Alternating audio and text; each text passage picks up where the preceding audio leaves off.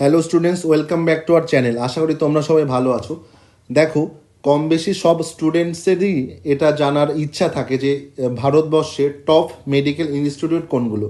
Student সে class 9, 10, 11, 12 পড়ুক না কেন বা নিট অ্যাসপিরেন্টস হোক না কেন, প্লাস গার্জিয়ানদেরও মাথায় এটাই থাকে যে কোন কোন মেডিকেল কলেজগুলো টপ, প্লাস কোন কোন মেডিকেল কলেজগুলো থেকে পড়লে আমি বেশি অ্যাডভান্টেজ পাবো। তো বেসিক্যালি সেটা নিয়েই ডিটেলিংয়ে আজকে ভিডিওটা বানানো। দেখো, ভালো করে বোঝো, এখানে সেই টপ 10 to 15 কলেজের কথা বলা হয়েছে যেখান থেকে তোমার আফটার এমবিবিএস তোমার হচ্ছে পিজি করতে বা পোস্ট গ্র্যাজুয়েশন করতে তোমার সুবিধা হবে, প্লাস তার অ্যাডমিশন স্ট্র্যাটেজি নিয়েও বলবো। তো দেখো, এখানে আমি কলেজগুলো সেই হিসেবে সিলেক্ট করেছি যেগুলো তোমার দেখবে পিজির তো অ্যাডভান্টেজ পাবেই, প্লাস তোমার কমিউনিকেশন সিস্টেম থেকে শুরু করে সব কিছু নিয়েই দেখবে বেসিক্যালি ডিটেলিংয়ে বলেছি। তো এখানে দেখবে মোটামুটি ম্যাক্সিমাম কলেজের কথাই বলা আছে। এইমস দিল্লি থেকে শুরু করে এইমস ঋষিকেশ, এইমস যোধপুর, ঠিক আছে, সিএমসি ভেলোর, তোমার জেআইপিএমআর মাদ্রাস মেডিকেল কলেজ, তারপর হচ্ছে AIIMS Patna, Aligarh medical college যেটা আছে, সব বলা আছে আর কি।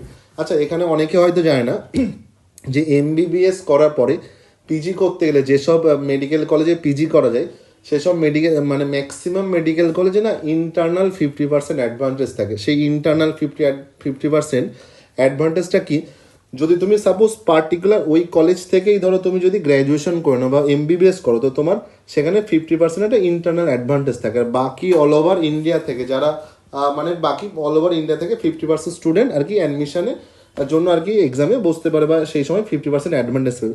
তো তুমি যদি নর্মাল কোনো মেডিকেল কলেজ থেকে পড়ো সেখানে দেখবে 100% তোমার অল ওভার ইন্ডিয়াতে তুমি যে ম্যাক্সিমাম কলেজ যখন পিজি করতে যাবে তখন কিন্তু তোমার ওই যে বাকি যে তোমার অল ওভার ইন্ডিয়ার যে 50% ক্রাইটেরিয়া থাকে সেই কোটার ভিতরে তোমাকে কমপ্লিট করতে হবে। আর ম্যাক্সিমাম তো অনেকে যেমন এইমস থেকে তুমি যদি তোমার এমবিবিএস করো বা বিএইচইউ বা জিআইপিএমআর এরকম যদি রিনাউন্ডেড যে ইনস্টিটিউটগুলো আছে এখান থেকে তুমি যদি তোমার এমবিবিএস করে ফেলো, তো তোমার পোস্ট গ্র্যাজুয়েশন ডিগ্রি যখন করবে তখন তুমি 50% অ্যাডভান্টেজ পাবে, ইন্টারনাল অ্যাডভান্টেজ পাবে। আর দেখো, এইমস দিল্লির কথা বলার কোনো অবকাশই রাখে না। এইমস দিল্লি জানো, ঠিক আছে, ভারতের শীর্ষ মেডিকেল প্রতিষ্ঠান, এনআইএফ র্যাঙ্কিং 1, ঠিক আছে।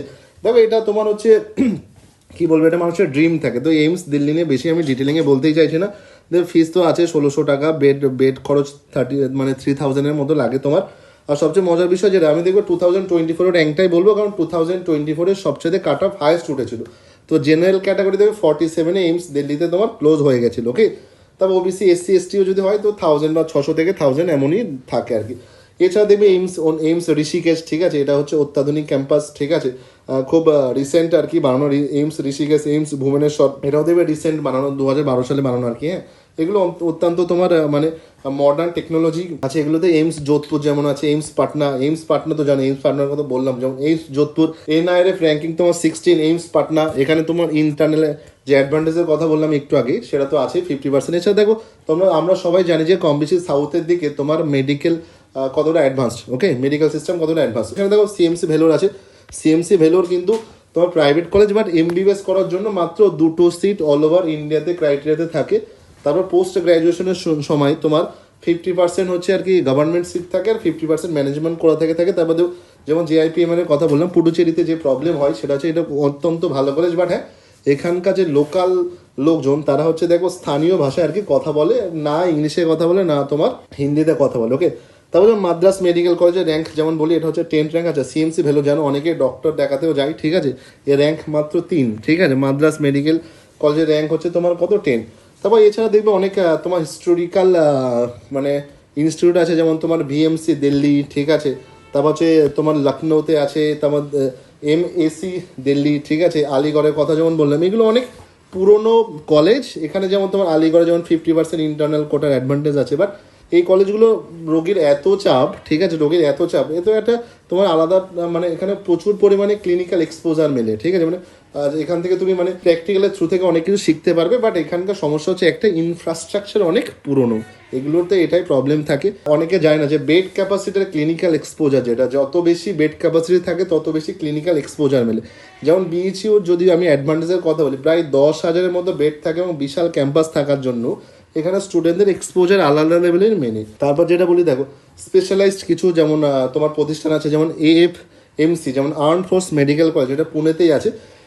এটাতে ওই 1932 সালে প্রতিষ্ঠিত। তুমি যদি এখান থেকে এমবিবিএস করো তো মোটামুটি এমবিবিএস করার পরে 7 বছর তোমার মানে মিনিমাম তোমার হচ্ছে এটা বাধ্যতামূলক কম্পালসারি তোমার আর্মিতে জব করতে হবে বা সেনাবাহিনীতে চাকরি করতে হবে। তারপর যেমন এটা যেমন মেয়েদের জন্য খুব ভালো কলেজ, যেমন LHMC নিউ দিল্লি, ঠিক আছে, এটাতে যেমন পুরো তোমার মেয়েদের জন্য, শুধুমাত্র মেয়েদের জন্য প্রতিষ্ঠান। তো এখানে অনেকে থাকে না সেফটি নিয়ে যদি প্রবলেম থাকে মেয়েদের, তো এখানে চাইলে আর কি অ্যাডমিশন নিতে পারে।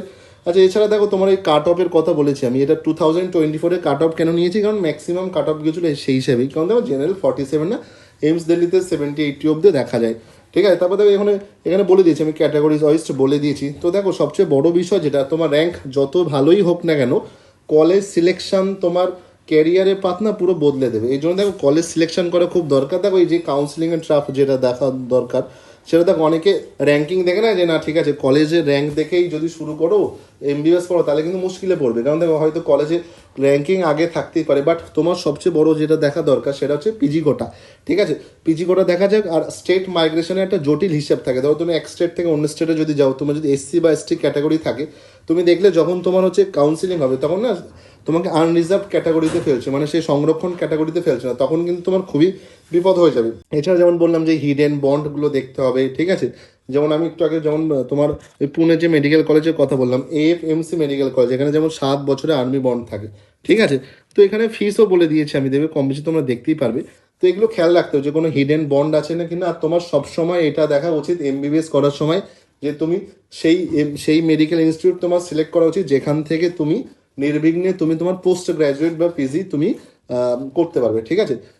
আর যদি এছাড়া যদি তোমাদের যদি অনেকে যদি ভিডিওটা শেষ অবধি দেখো, তো ভিডিওটা যদি ভালো লেগে থাকে তো চ্যানেল সাবস্ক্রাইব করে ভিডিওটা লাইক করে বন্ধুদের শেয়ার করে দিও। আর আমি পরবর্তী ভিডিওতে চেষ্টা করবো পশ্চিমবঙ্গের তোমার ওয়েস্ট বেঙ্গলের মোটামুটি যেসব ভালো মেডিকেল কলেজ আছে সেসব নিয়ে তোমার হচ্ছে ডিটেইলে বলার। আশা করি তোমরা সবাই ভিডিওটা বুঝতে পারলে আমি কি বলার চেষ্টা করছি।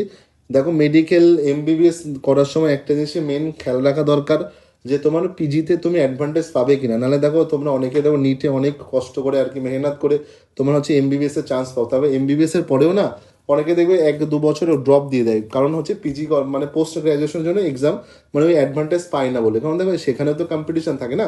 ওকে, যাই হোক, সবাই ভালো থেকো, সুস্থ থেকো।